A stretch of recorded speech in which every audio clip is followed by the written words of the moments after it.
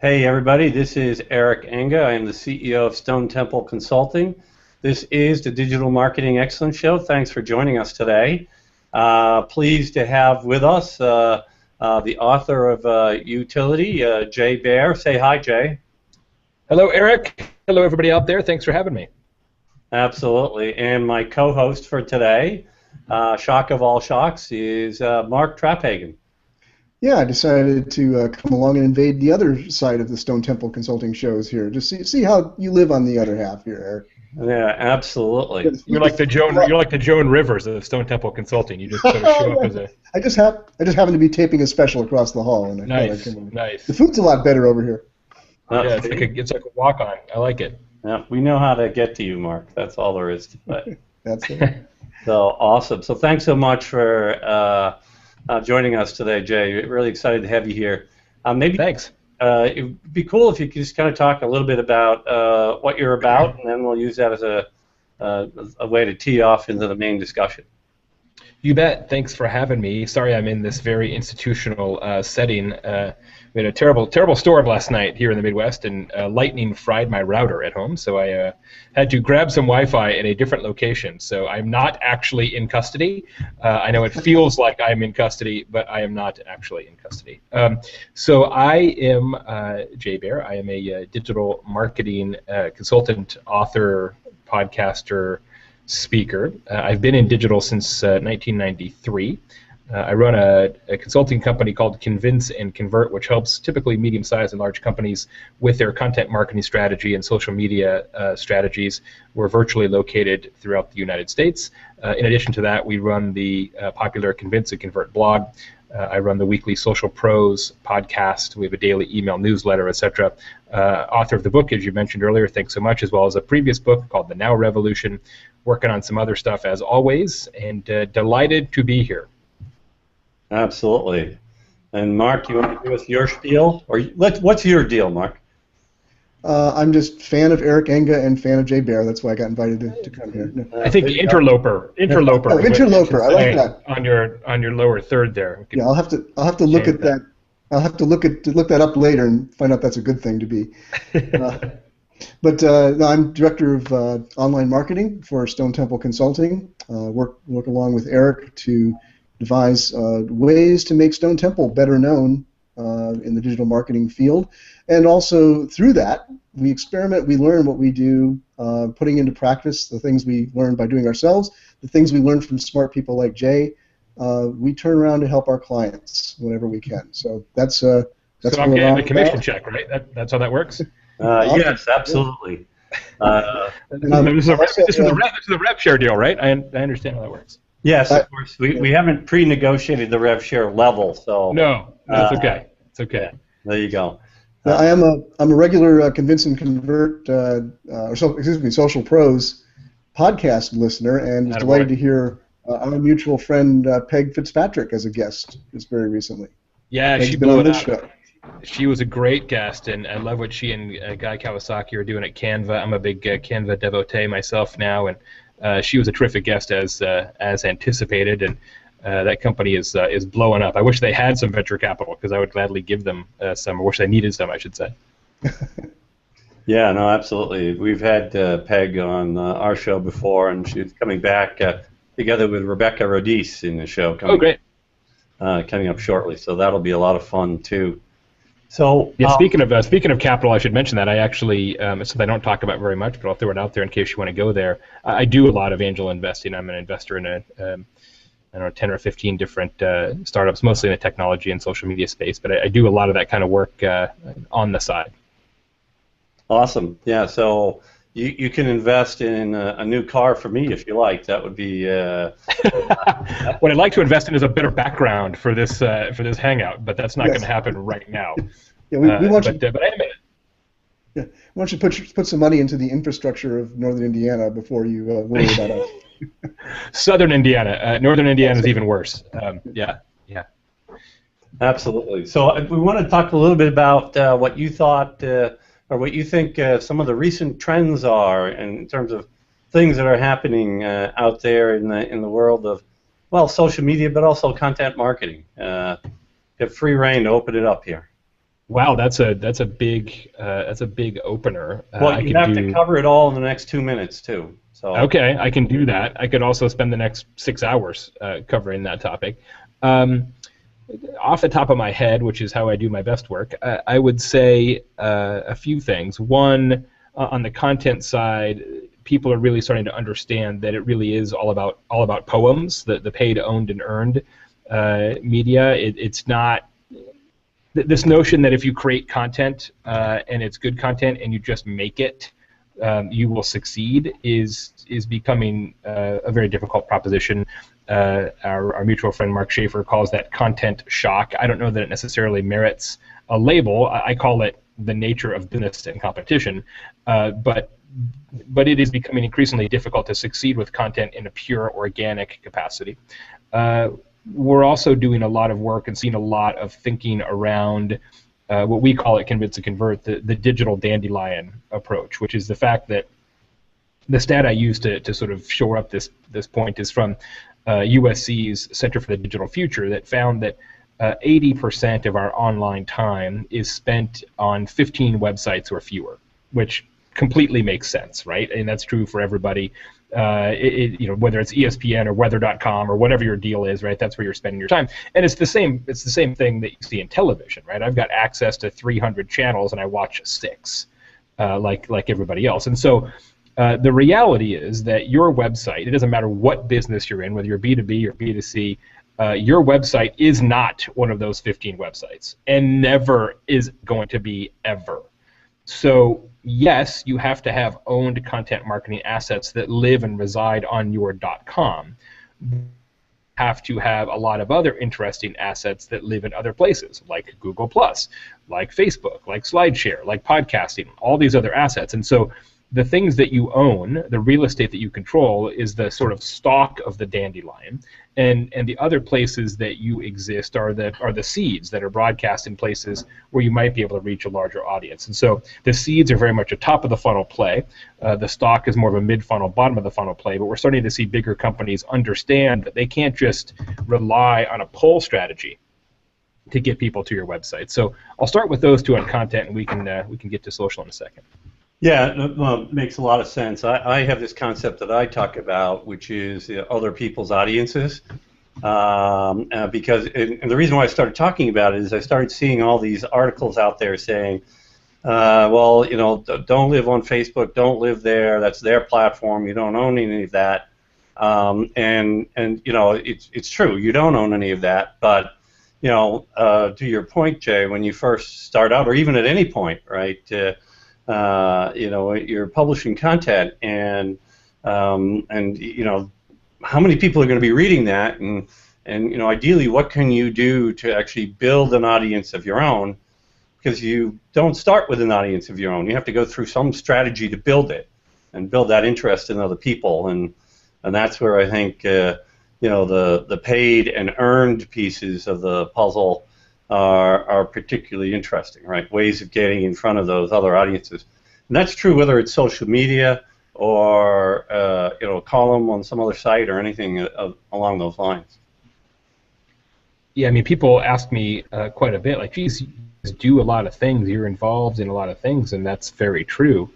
But it's constantly creating, as Michael Hyatt would say, more and more platform opportunities. I'm getting ready to launch a new video series. It's going to be a daily video podcast called Jay Today, where I do 3 or 5 minutes a day on whatever I think is interesting that day, knock it out as a video, YouTube video podcast, just to have additional assets. I find myself all the time thinking about, oh, that's a really interesting story. I should write a blog post about that, but I don't really have time to write a blog post in the moment. Our editorial calendar is such now that I write 1 blog post a week. I don't really want to interrupt that sequencing, and so by the time I do the podcast every week, that's a little bit of a different show. So this gives me a chance to sort of comment on things a little bit more in real time, but more importantly, create yet another place that people can connect with me and my company and our work. Right. Yeah. Well, and then it really gets down to the way people prefer to consume it. That 3 to 5 minute video is one kind of experience compared to reading a 700 or 900 word article somewhere. right? Right, or tuning into an HOA like this one. I think that's a really astute point, Eric. That not only is it about more sort of seeds in the dandelion, but different modalities as well. Because you're exactly right. Some people just want to look at photo galleries. That's their thing, right? And other people want BuzzFeed type stories, and other people want really long market research reports. And so you've got to have, you got to play in a lot of different camps. Yeah, absolutely. So, Mark, I'm going to make sure you get in the conversation here. You know the rules. You just like leap in. That's well, Jay, sort of my style. related to that, you said that in utility, which I read and really loved, because I think the book just resonated with so much. Sometimes you hit a book that tells you new things to do, and I did get new ideas out of your book. But sometimes you also read a book, and utility does for me, where you say like, oh, that's why that was working for me. Now I get it. You kind of put words on it. But you talked about the whole utility thing, just helping more than hype, being a helper rather than a seller to people. You talked about it as being a process, not a project. And what you just described would sound to a lot of people like just a lot of projects, creating all this different media like that. So can you go into that a little bit? What you mean by that, a process, not a project? Absolutely, and thank you for the kind words about the book, and for anybody out there today who's read the book, thank you. Here's the thing. When we talk about utility, which is marketing so useful that people would pay for it if you ask them to do so, marketing that sort of meets that test, that has its own intrinsic value, which I really believe is the North Star for marketing now, both online and off. That's the bar that you have to clear. The way that most people who aren't already doing it, and you're the exception, Mark, because you guys have already been down this road before I even wrote the book, but for most people who aren't already embracing that type of marketing, the first inclination is to call a meeting and get everybody together and do a brainstorm on what kind of useful things that you could create. And that is better than doing nothing, by far. But the reality is, what are the chances that the best possible utility ideas for your company are going to surface during that meeting? I mean, it's mathematically possible, Eric. It is conceivable. Okay. But it is very unlikely, because as I say in my presentations, inspiration does not respond to meeting requests. It doesn't. It would be great if it did. Like, hey, as I've said, the Beatles weren't like, hey, let's meet at the pub at 4 o'clock and we're going to write "Love Me Do." It doesn't work like that. Business doesn't work like that. Life doesn't work like that. And so companies are much better off, and individuals are much better off for that matter, thinking about utility as a river that is flowing through your life all the time, instead of like a lake that you have to go visit. And when you do that, when you look at all the things that you're involved in and say, okay, I'm going to do this and this and this and this and this and this. Now, what's the useful layer of that, or how do I make that useful? As opposed to, let's go make a useful thing, you are, over time, infinitely better off, which is why I'm adamant about it being a process that continues forever, right? That you're never done with that. You're not like, well, I am now sufficiently useful. Ta-da, check the box, right? It's not like a Yellow Pages ad, right? Well, we made our Yellow Pages ad for the year. You're never sufficiently useful, because what people need from you changes in almost real time. So once you've got something good like this show, well, maybe we should get another show, or maybe we should make this show better, right? So it's a constant process of improvement and reinvention and expansion. And the reality is you have to do that anyway, because if you're an industry where people actually know what they're doing, as you certainly are, your competitors are using the same playbook. So, it's sort of like, who can be more useful? It's an arms race now, which is... Okay, Jay, we've lost your audio. Oh, there you are. Are you back? I'm back. Excellent. We lost about 15, 20 seconds of that, I'm afraid.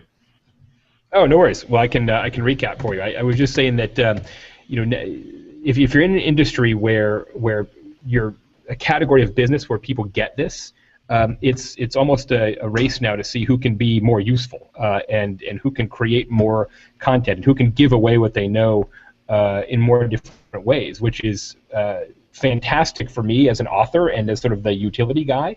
But it makes my job harder as a marketer and your job and many people's jobs. So it's kind of a be careful what you wish for situation sometimes.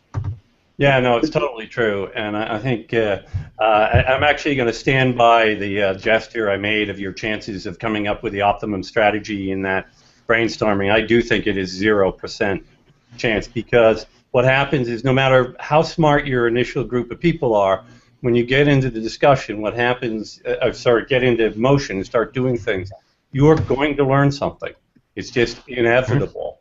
And you're going to learn really basic things like, should I be on Facebook? Should I be on Twitter? Should I be on Google+? Can I afford, and should I be on all three? And how do I balance those? And where do I publish? And what do I publish? And what do we share? And what do we not share? And all those things are going to move, there's just way too much to learn until you get engaged and start doing it. And in my view, you really have to be prepared to, try some things and, oh, hell, that didn't work, and dump it, and then go in some other direction. Ideally, you could try a couple or 3 things or something and have 2 things going at once and see what gets traction and learn fast. But I totally agree, process or journey, if you like, it's just something that has to, you have to be prepared to be dynamic, and I guess I'm also a fan of saying you have to be prepared to be opportunistic. Yeah, no doubt. All of a sudden, it's like right there, somebody's going to say something, and you need to go, oh, and then you're going to know that you need to run with that. Well, Google always talks about failing fast and failing often, and I think they're exactly right about that. And one of the things, I think you're absolutely right about being opportunistic. One of the tips I would provide for people in a corporate setting, or even a mid-sized company setting, is when you're thinking about budgeting for this kind of work, don't budget for the program, budget for the type of marketing. So don't say, what's our budget for this podcast, or what's our budget for this Hangout series, or what's our budget for this ebook. Create a budget for useful marketing, or create a budget for marketing on third-party sites that gets traffic back to your site. Because if you have a bucket of money, a sort of pool of money, then you can be opportunistic. But when you sell in one program at a time internally, then if all of a sudden you're like, you know what, this podcast doesn't get any traction, we got to do something different, you got to start over in terms of selling it in internally and getting budget, and that completely slows you down. So that's one of the reasons why I've been self-employed now for a really long time and have no desire to change that circumstance, because I can kill pet projects without asking anybody, right? I just kill it. Or I can create one, right? I had 2 ideas yesterday for big things in one day that we're going to do. They're going to take thousands of hours, but I can just do that, right? So it makes you have to think about giving yourself flexibility, and sometimes that requires which some corporate cultures don't support that, which I recognize, but I think it's a goal to shoot for. You've used the word several times, Jay. Probably about 20 times at least in this broadcast already. Useful, being useful to people, and that's the whole theme of the book, right? Utility. It's a great play on words, because we think a utility is something that is useful to us. I'm glad you like it. I'm glad you like it, because it was awfully hard to get it approved. Because my publisher, who has been great, I love those guys, but it was hard to get that approved, because they're like, this I know, So there's this whole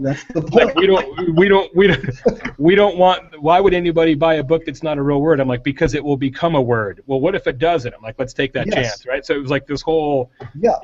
Publishers are not known for their risk tolerance, and so that was it was.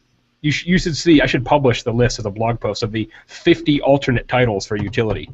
Oh gosh, well it's. I'm glad you stuck to your guns on it, because it is brilliant to do that, to create a word like that makes you think. when I first saw the book announced, I had to stop and think from a utility. Why a utility? What does that mean? What could that mean? It got my curiosity going. I had some ideas, some of which were right, some of which maybe were a little different.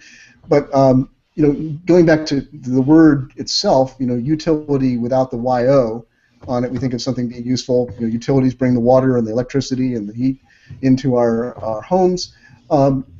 Here's the thing. I think even now, you and I and Eric, we understand the usefulness of being useful to other people. But a lot of people in the marketing world would hear that and say, how is that marketing? It's great. It gives me a good feeling if I get in the morning, if I've helped a lot of people, if I've answered a lot of questions, if I provided content that gets them going and gets ideas generated for them. But at the end of the day, how does that help my bottom line, being useful? I think the reality is that the competitive set has totally changed, right? So you're actually competing for attention against everyone and everything. It's not just competing against other companies. You're competing against people and friends and their loved ones. And if you look at your Facebook feed, it's all those things mashed together. And so marketing is harder today than it was yesterday. It will be harder still tomorrow because the competition for attention continues to ratchet up. And the way to succeed in that environment is not to shout louder. It's to break through that clutter by providing information of real value. Now that requires a couple of things. It requires taking a long-term view of customer acquisition and lifetime value. As Gary Vaynerchuk has said, and I quote him a lot on this because he's so dead on, everybody in marketing wants to be a hunter, nobody wants to be a farmer. Right. And if the book Utility is anything, it's a playbook for farming. It's a playbook for building relationships with information and value over the long term that culminate in attention and sales and loyalty and advocacy. But you have to trust, and that's the magic word, you have to trust that your customers and potential customers will reward you eventually. You have to be okay with eventually. You have to trust that you can lead customers to water with information, with value, and that some of them will take advantage of that, will drink. You don't have to hold their head under the water. You don't have to waterboard your customers, is what I'm saying. So that's good. Last I knew, that was illegal. Exactly, in some countries. So the other piece that it requires, so trust is one, trusting your customers. And the second one is courage, is having the courage in an organization to genuinely give away something of value without expectation of immediate return, right? A Trojan horse isn't a utility, right? It's just a Trojan horse. And so the example I use in the book and in presentations a lot about that is from Clorox. And Clorox has this great mobile application called the My Stain app, which tells you what to do if you spill stuff on yourself, which is great. And they had a bunch of conversations inside the company when they were working on this app. And the first conversation was, well, this is great. We've got all these different things that you could spill on yourself, ketchup and blood and whatever, ballpoint pen ink. So the answer for all these stains should be Clorox, right? Because we're trying to sell Clorox. And they had this whole debate internally in the marketing team. And they said, well, yeah, we are trying to sell Clorox, but we're not always the best solution. There are circumstances where Clorox is not the best thing to use. In fact, I don't know exactly what happens, but they told me that if you put Clorox on butter, like, I don't know, something terrible happens. Instant death. And the second point was, well, if the answer is always Clorox, doesn't this not become sort of a useful guide, but really just a very sophisticated brochure? And so they actually held the line on that. So if you use the app today, Clorox is not always the answer. And the second sort of debate they had internally, the sort of test of courage, if you will, was, well, of course there's going to be a coupon in this, right? Because we're trying to sell Clorox, right? And it sure would make it easier to track ROI if we had a coupon, right? And they said, yeah, all of those things are true, but if there's a coupon in the middle of this, doesn't it change the way this is perceived from something useful to a very sophisticated price promotion. Right. And they actually held the line on that as well, which I think is really admirable, and it shows great courage, a company that size in consumer packaged goods, to say, no, you know what, we're just going to give you something that's genuinely useful, and we are going to trust that some percentage of the people that use this are going to buy more Clorox. Now, I need to write a blog post about this, that one of the challenges with utility is that it's a sliding scale. In some cases, the more truly useful something is, the harder it is to measure, because they don't have a tracking mechanism built into it. Number one, it's a mobile app, and number two, there is no coupon or any sort of point of sale circumstance. So the only way they can measure it is with correlation studies or surveys. Now, that doesn't mean you shouldn't do that. You should do correlation studies and surveys, but it makes their is this worth it calculation that much harder. You know, I love this example for a couple of reasons. One is, first of all, it's quite possible, because Clorox, they sell a lot of Clorox already, right? So the correlation study might get lost a little bit in the noise even. It would be hard. It would be hard. Surveys probably the easiest way to do it. Say, hey, do you use this, and if so, how much do you buy now, and kind of lifetime value kind of stuff. Right, but they can look at usage level. They can look at buzz. They can look at whether people are talking about it. You know, whether it's creating positive brand value. Those are all things that they can do, which they're actually kind of a little used to the notion of general building of a brand eventually leads to sales outside of the internet, right? So, I mean, that's where they came from. So there's sort of a way to map it into something they're used to. But I agree, it takes a lot of courage. As people who watch this show know, Stone Temple Consulting actually has been built on content marketing. We don't actually have a sales team here. And the only way people can become a client is by emailing us or calling us and asking, or contacting us on social media and asking to do so. So we're great believers in it. But I think one of the things that's really important, and I want to get to, which is utility is clearly a big deal. Being useful is a big deal. But then there's a little subtlety you have to add to that, which relates to the noise factor we have in our current environment. And that is that the usefulness of it needs to be rapidly discernible by the person viewing it as being useful in a way that's different than the dozens of other things that they've heard about that are kind of related to the same topic. And I think that's a pretty interesting aspect of it too. You know, it has to be different enough in some way they can recognize. It's becoming more and more important as the volume of content increases. And what that requires, Eric and Mark, is to, again, have the courage to create a narrower footprint. So the tendency for individuals and companies when they first go down this road is to create the definitive mother of blankety blank, right? Let's blow the doors off this category.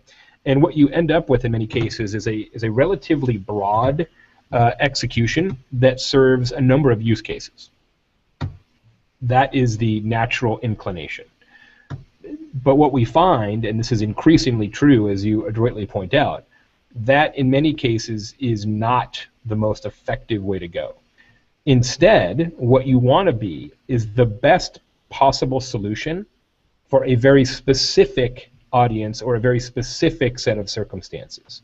You want to be, as I talk about in the book, you want to be real time or manifestly better off being massively useful in one set of circumstances than being kind of useful all the time. Right. Because it's about depth of engagement and depth of value. So the example I talk about in the book there is from Columbia Sportswear, who has a mobile app. They're a client of ours, and Columbia, of course, makes jackets and outdoor gear and pants and stuff like that, right? So they have an app called What Not to Do in the Greater Outdoors, KNOT. And it literally shows you how to tie knots right on your phone. And there's two things interesting about that. One, they're not in the knots business, right? So they are creating utility which is not about their products per se, which is a very smart marketing sideways top of the funnel approach. And second, how often do you need to tie knots? Like, it's not, in most professions, it's not really very frequent. It's not like I'm going out of my way and saying, hey, do you have 2 pieces of string? Let me hook you up. It doesn't really work like that. But there are circumstances in my life, in everybody's life, where you do need to know how to tie a knot. And in those circumstances, I have the app on my phone, and I know exactly where to go. So they are the best possible solution in a relatively narrow set of circumstances. And that gives you a lot of longevity. And you think about, the image on the cover of the book is a wrench, a spanner wrench, and I wanted it to be a Swiss Army knife. I thought that was a more useful visual, but I sort of lost that fight. I won the title fight, lost the image fight. And you think about a Swiss Army knife or a Leatherman or any of those kind of multi-function tools. You don't use those all the time in most circumstances for most people. But every once in a while, you're like, man, that was a lifesaver. I am so glad I have that on my person or in my house. Content marketing and utility is the exact same premise. I don't need it every day, but when I need it, I'm sure glad you made this. Jay, you might be doing an example of that yourself. I saw that you are going to be taking the utility concept forward over the next maybe couple of years and producing a series of utility resources that are for specific verticals. That's and right. One would assume that you would go right for the big, utility for marketers. That would be the next obvious step, right? But you're doing what, is it utility for, is it accountants, or what is it that you're doing? Yeah, narrow, yeah. They're all ebooks on Kindle and Nook, $2.99. It's about 50 pages, so you get the core utility concept without the how-to part, which you have to get out of the main book. But the first one is Utility for Accountants, which is actually out. You can buy it right now on Kindle, $2.99. I'm writing Utility for Real Estate presently. We also have in the works utility for insurance, utility for auto dealers, utility for restaurants. So yeah, we're trying to really be specific about the needs and the case studies of very targeted verticals. Well, you may have just answered that in your previous comments, but I'm just curious, why accountants first? Why would that be the first one? Because it starts with A? It was going to be A accountants, so it would do better in the yellow pages. But yeah. No, it's actually. I wish most of the things I do, people say are somewhat frighteningly strategic, but this one was a little bit less so. We talked about failing faster and iterating and things like that. We did utility for accountants first because a good friend of mine who lives here in Bloomington, Indiana, who is also my accountant, is sort of the champion consultant and content marketer for the accounting industry, and is also an author. He co-wrote The E-Myth Accountant with Michael Ferber, the whole series of the series of E-Myth books that some people are probably familiar with. And so I already knew him. We already had a relationship. We're very much aligned. He is with him in an industry that he knows and a person I know. Than it was to dive into some other vertical where I don't have that. That one was a proof of concept, which is why we did accountants first. Yeah, no, I love that too, because it brings out another great point about this too, right? I mean, okay, we have all these things we're trying to do in content marketing, and you've laid out this vision of being very tightly focused, which I think is excellent advice. But there's something to be said for, well, you chose this because of the convenience of you already had that relationship. It was an easy place to start. Yeah. So I find that particularly interesting because a lot of people have a lot of trouble getting going, right? And maybe it's because they're thinking they have to do this grand and glorious plan rather than, hey, just bite off one piece and do that really, really well, excel at that, become the best at that, and start with that. Yeah, I mean, as we said, you're never going to hit it out of the box the first time. Utility is not my first book, and the first book did great, but it didn't do as well as Utility, and that's one of the reasons, and partially because I already written a book, and so My blog today is enormously more successful than my blog was 6 years ago. And I think our podcast is better today than it was 2.5 years ago when we started. And I think that's true of anything. But until you start, you never accumulate any learning. You just create opportunity. And ideas are free. Execution is what matters. So I encourage people to do something, even if it's not perfect. Just get something out there, and you can always make it better. I mean, like everybody else in the world, my blog started with 0 readers, like literally 0, and then I convinced my mom to read it, and then that became an audience of 1, and then she convinced my wife, and then we had 2, and it went from there. And if you look at our Google Analytics for the last 6 years, it is literally like this. There is not a single spike ever in 6 years. I mean, essentially, we've grown the audience 5% a month every month for 72 months, right? I mean, almost exactly. Now, that's not true of everybody, but I think it's evidence of the fact that just do something and learn from it and get better over time. And then once you have sort of confidence in that thing, then add more things like we talked about. So yeah, you're better off being specific. There's a reason why my podcast, Social Pros, is only about, for the most part, corporate side social media and content marketing managers. That's what the show is about, right? And that is a relatively narrow focus in the big scheme of things, and that's why it will never be the most popular marketing podcast, and I don't want it to be. I want it to be the best podcast for people who have that job title. Coincidentally, those are the people who are also my clients. So, find ways to be specific and do that well, and then just make more things that are specific. Right? So create 4, 5, 6, 7, 8 things that are really good at one thing instead of do one enormous thing, right? We tend to think in marketing too much horizontally instead of thinking as a collection of verticals that when looked at from a distance becomes a horizontal layer. Yeah, no, that makes a lot of sense. Hey, I'm going to pop up a comment from a while back from him and John's because he's taking exception to the notion that people are hunters over farmers. Because nobody automates hunting, but marketing is always treated as farming on the most unsustainable, lowbrow, I'll read the rest of it, automated strip mining scale. The farmer mentality is the prevalent one by miles. So I think he's defining hunting and farming a little bit differently than you are, Jay? Yeah, I think so. Where I'm coming from is that most marketers, especially on the corporate side, which is where I tend to play, are trained both in business school and in their corporation to close the deal as quickly as possible, right? So target audience, send message, get traffic to landing page or feet into retail, buy from us now, right? They are trying to shorten the sales cycle,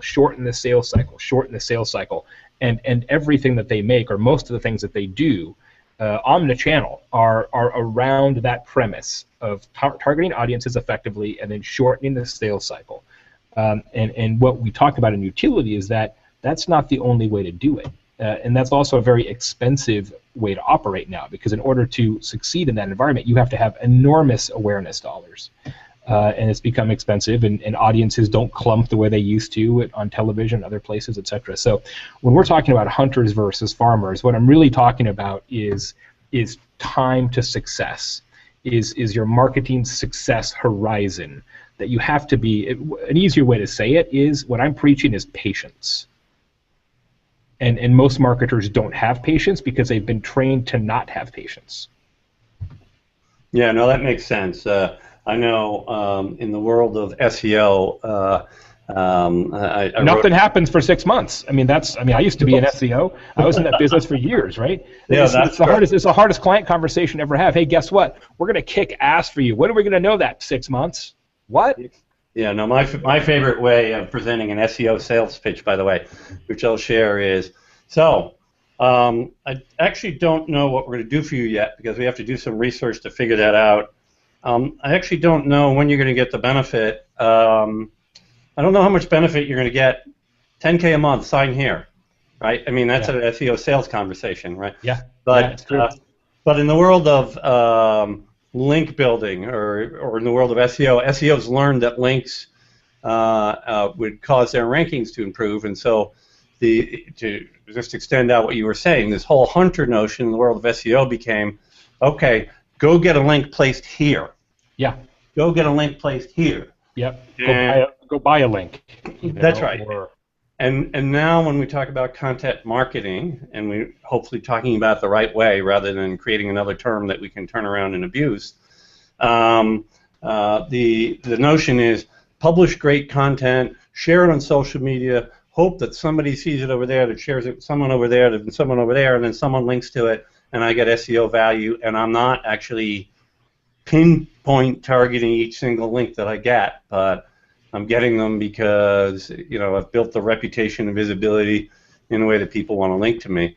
So to me, that sort of distinguishes, just giving a specific example to what you were saying, hunter versus farmer, right? And the nice thing is that Google has very much changed the algorithm to support that way of thinking, right? That they have said over and over and over again in many different ways that content that people like is content that Google likes.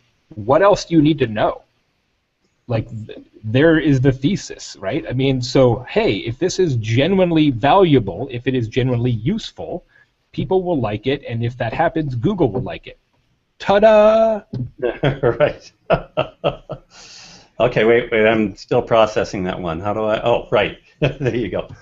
So that's great. Go ahead, Mark. Okay, Jay, something that I also really liked in the book. It wasn't a major part of the book, but it jumped out at me, and I wrote down a quote here talking about how bringing utility into your organization. If you make that part of it, you talked about it, becoming the DNA or into the DNA of your organization itself, can bring forth. I wrote down the never-ending part of your company's.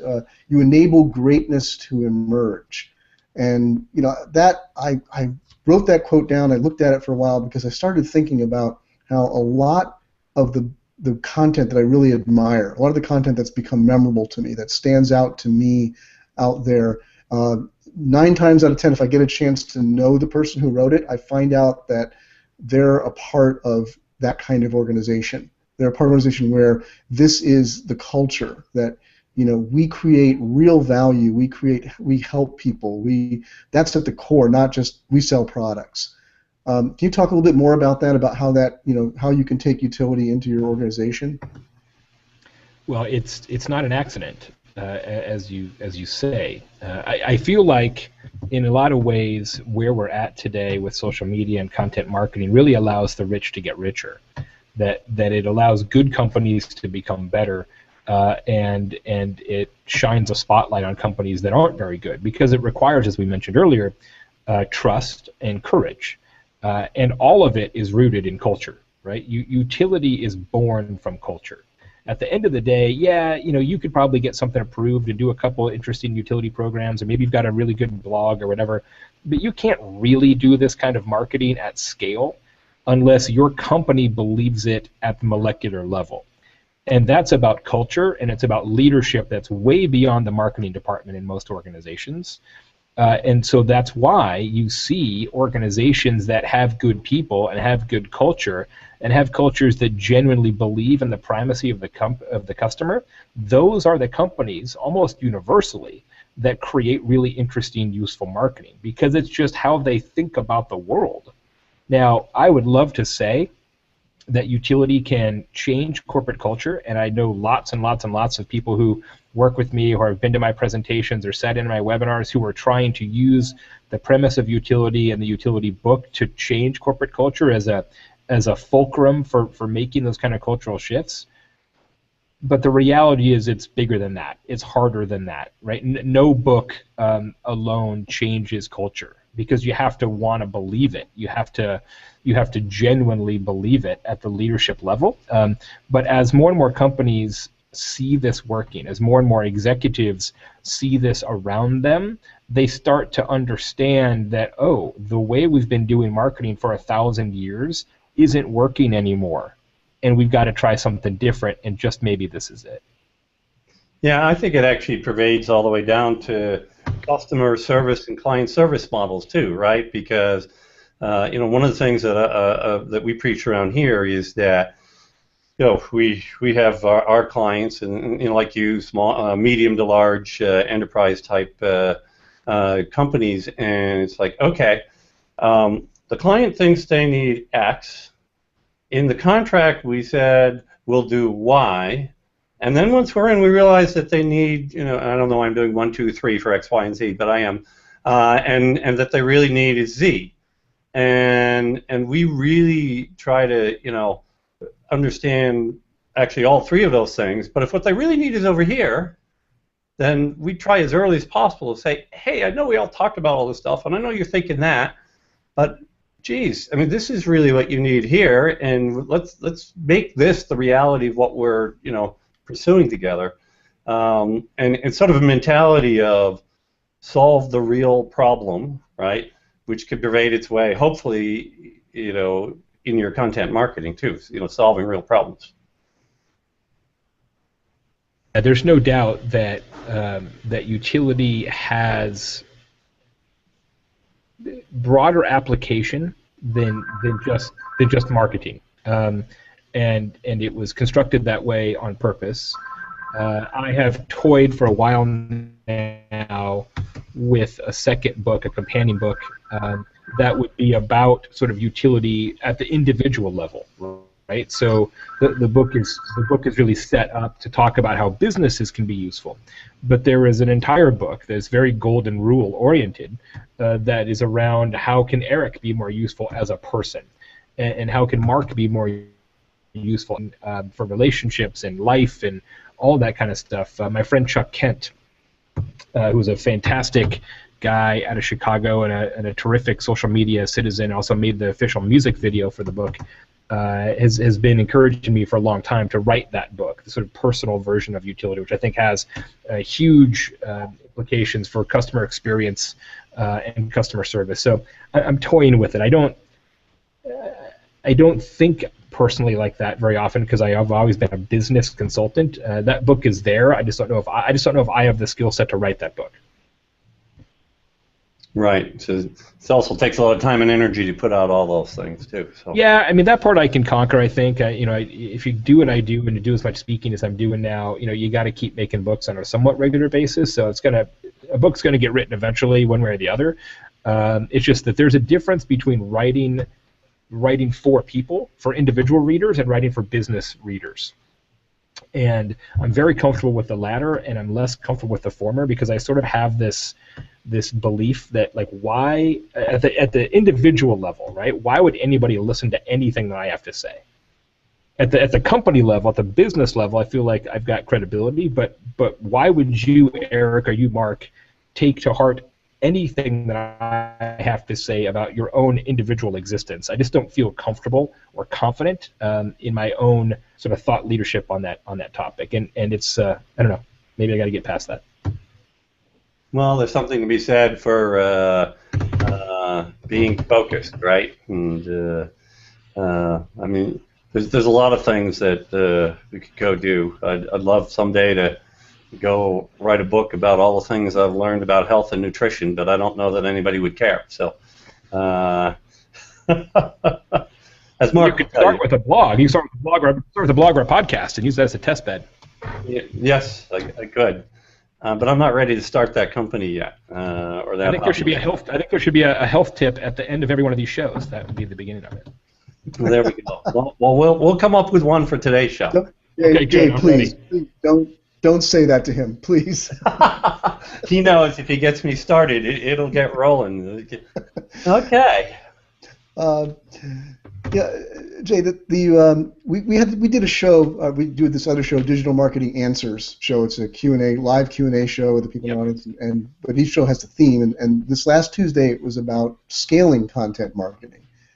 And I think a lot of people look at us. They look at okay, Stone Temple Consulting is a fairly large agency. We've got a lot of people, so they can afford to hire people who mostly concentrate on doing their content, or that's Jay Baer, he's just he never sleeps or whatever it is, he just produces all this stuff. But you said, and the other thing about that though, about scaling is just the expense of it. People think about I get all this video equipment and podcasting equipment and invest in bandwidth and all this stuff. But you've said before that it doesn't, being useful, being a utility, this mindset, doesn't necessarily need to be a big budget venture. Is that right?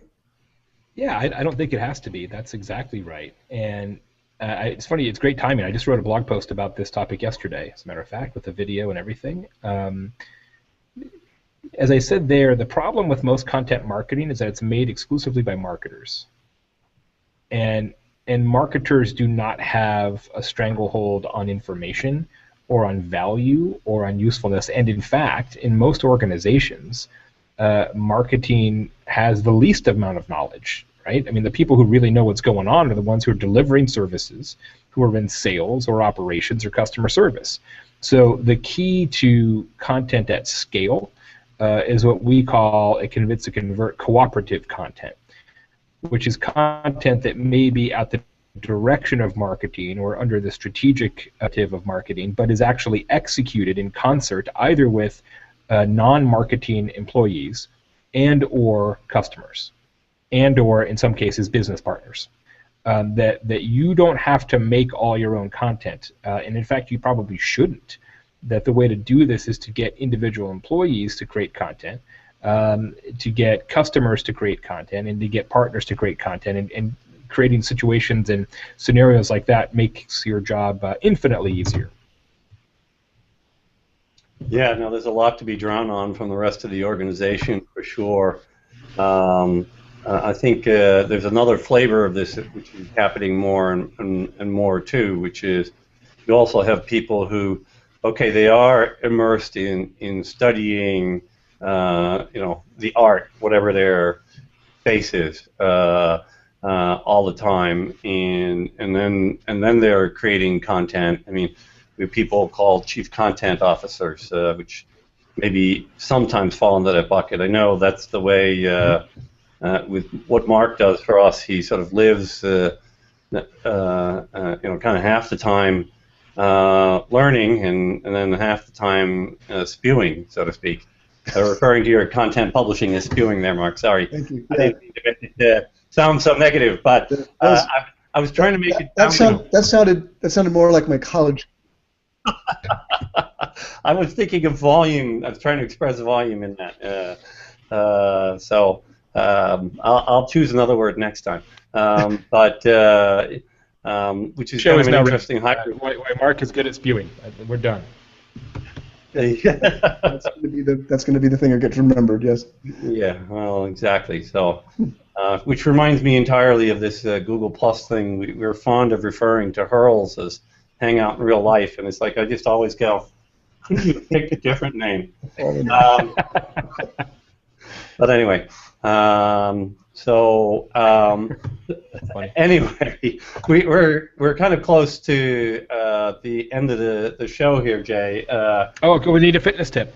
We'll get a fitness tip. Well, it wasn't a fitness tip. It was going to be a nutrition tip. All right. I'm ready. I'll do a nutrition tip first, and then I'm going to ask you for what you would like your closing comments. Same with you, Mark, as always, and then sadly we'll be there because I feel like I could keep talking with you here, and I know Mark feels the same way for another hour pretty easily. But nutrition tip for the day. Let's see. Learn your nutrition density index, so you can find out what foods are the most nutrition dense. By the way, I can answer it for the top two. The top two are kale and collard greens, which are given the top of the scale rating of 1,000. Wow. Because they're so dense with nutrition.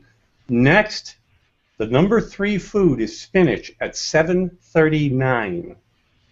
Think about the scope of that drop-off to get to 27% drop. It seems to me, though, to the uninitiated, that essentially kale, collard greens, and spinach are the exact same thing. Almost the exact same thing. There isn't a lick of difference between those three things. I warned you not to get him started on this. Yeah, but if you lick them, they do taste somewhat different. I want an infographic on the relative merits of kale, collard greens, and spinach by Tuesday. Brought to you by the good folks at Stone Temple Consulting. I'm waiting for Mark to make that happen. There's a challenge. Talk about sideways marketing. That's right. That's right. Yeah. Hey, it did work. Top of the funnel, baby. Well, Yeah. at one time, Mark was up here and he asked me what I used because I make smoothies every day with fruit and greens in it, and I'd made a kale something or other, and I told him, well, I actually don't always use kale. I kind of rotate through things because it turns out that each of these greens has a very small amount of toxic material in it. Like most foods, and if you just eat it over and over and over again, it actually builds up in you. So it's important to rotate. And I know Mark walked away kind of shaking his head, well, whatever. And then 2 days later, he read it somewhere else, and he goes, oh my God, he was right. And he emailed me this article, and it was like, okay. So now we know. It's like he's warned you. Don't start these conversations. What's your take on quinoa? Everybody's talking about the quinoa these days. All the cool kids are talking about quinoa. Yeah, all the cool kids. My daughter calls it quinoa. Yeah, it is quinoa. You're pronouncing it correctly that way. I have a much simpler nutrition tip. I can bring this to an end very quickly. Don't eat like me, folks. There you go. That's all you need to know. Yes, I have proof of that. You're going to need to keep a Google Plus food journal now so we can see whether or not we're actually eating like you. That's right. No, I am trying to eat much better, much healthier than I used to. How could you not? You got Eric hanging around. I know. It's all, we talk a little bit about online marketing each day, and then about 4 or 5 hours about kale. Yeah. Right. So quinoa is good stuff. I'll give the short answer to that because we're kind of at the top of it here. Avocado, by the way, that Todd Smith is asking about, is awesome. Even though it has lots of fat in it, it's all good fat. Good fat. And the last nutrition tip for the day is you may read things that don't make sense online when you think about it. A lot of the times they actually don't make sense, right? So you got to use a little bit of. I'm not a big fan of the caveman diet. See, sorry, I got on a small rant. I'll stop soon and we'll wrap up. I told you, Jay. You may read about the caveman diet somewhere. That you can take that too far, but seriously, processed food is bad. If it was something the caveman could have eaten, probably good for you. So with that, let me invite you, Jay, to give us some closing comments to our audience. Back to the topic of content marketing and utility. This is really going to test my skills as a thematic moderator at this point. Thanks very much for having me on the show. It's good to talk to you guys. You nailed it right there with your nutrition information. Everybody has information. Everybody has knowledge. Everybody has currency that matters to other people. Everybody listening and everybody in the world is an expert at something. It might be business, it might be classic cars, it might be the merits of kale, it might be the merits of high-end tequila in my case, but everybody has information that other people want. Fundamentally, your duty, not only as a content marketer, but as an individual, is to take that knowledge, set it free, and give it away. That's my closing statement. Awesome. Mark? Well, a couple of people, Christopher Fogelman joking earlier, and Doug Moore maybe being a little bit more serious here, since, when do we hear about the gasoline? Where does the gasoline come in? I've been battling metaphors with Amon John, so the danger of another metaphor here. It was here all along. Utility is the gasoline. We think about gasoline on a fire. It's a little tiny fire. You put gasoline on it in a microsecond. You've got a conflagration. You've got something really going, and that's the power of what Jay's been talking about today. When you learn how to become, when you develop a culture in yourself, in your organization, that becomes truly useful to other people, that's the gasoline on your marketing fire. That ignites things in people's hearts and minds. It makes you memorable. It makes you stick in their minds. It makes them have an affection toward you and your brand that, as Jay said, it may not happen today. It may not happen tomorrow. Somewhere down the line, more and more of those people are going to say, like, hey, those are the people we want to do business with. That's the gasoline, right, Jay? Absolutely. You got it. Yeah, and then what I'm going to add is that one of the things that I thought was marvelous from earlier in the show was that Jay said was this notion of instead of trying to address everything broadly, right, figure out what you can do vertically, right, and address a very specific need. Like maybe a program for knots is not not the thing that would make sense for you, but that was a great example of somebody serving just one very specific niche issue and niche need, and finding a way to just get out in front of people that way. And it was very effective.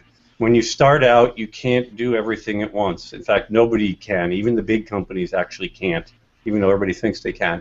And there's a need to focus on some things and make that your entry point to really get started. And once that starts working for you, you can do other things that kind of fit that theme or expansions on that theme and make more for yourself. And patience is a big key. You're going to have to experiment and learn, but it's a wonderful journey. And if you love what you're doing and you have a passion for it, it really becomes very, very easy to do. You had something you were flashing. And John ties it all together to end us out. You keep eating all that kale and spinach, you sure won't run out of gas. That brought the very whole nice. thing together. Yeah, very nice. So, Emin, you were behind today in terms of comments of this ilk. So, thank you for playing catch up here at the end.